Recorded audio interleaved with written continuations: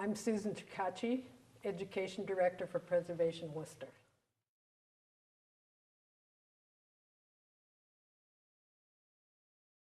The way it looks today, looks almost like two silos covered in metal woven fabric.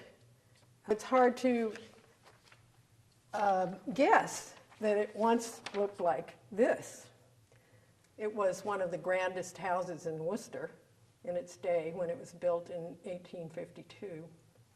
It was a single-family house. It was built for John T. Cahill. John T. Cahill was a young railroad contractor. In the 1850s, railroads were just being built. The first railroad came to Worcester in 1835.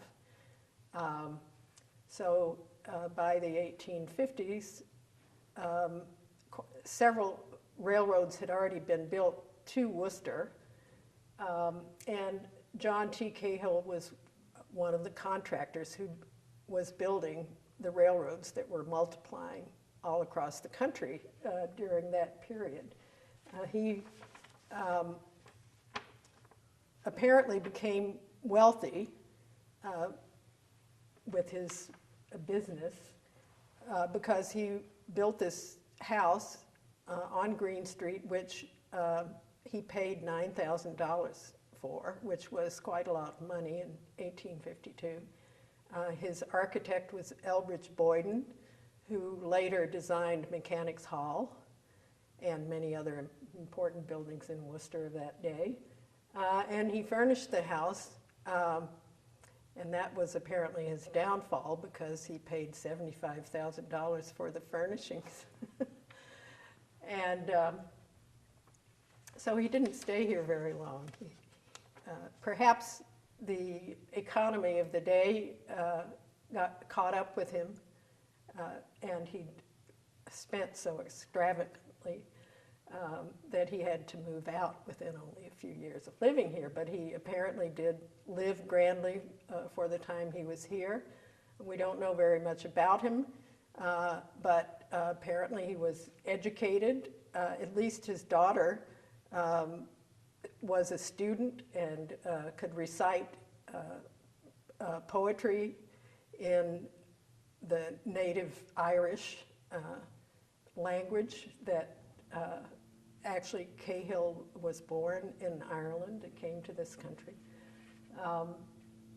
So life may have been rather grand here, but it just didn't last very long.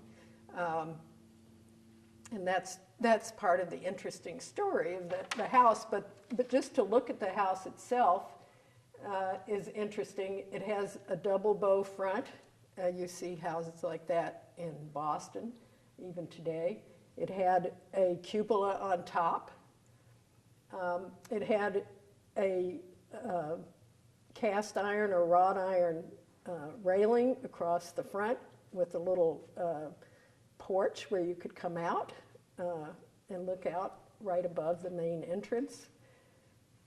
Inside, it's grand. It had a grand staircase, very heavy woodwork. In fact, that interior fabric survives today.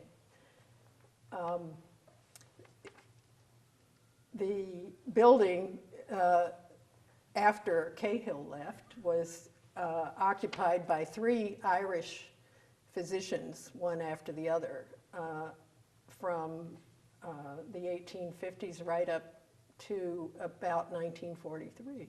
In about 1950, the house was sold to the Polish-American veterans of World War II.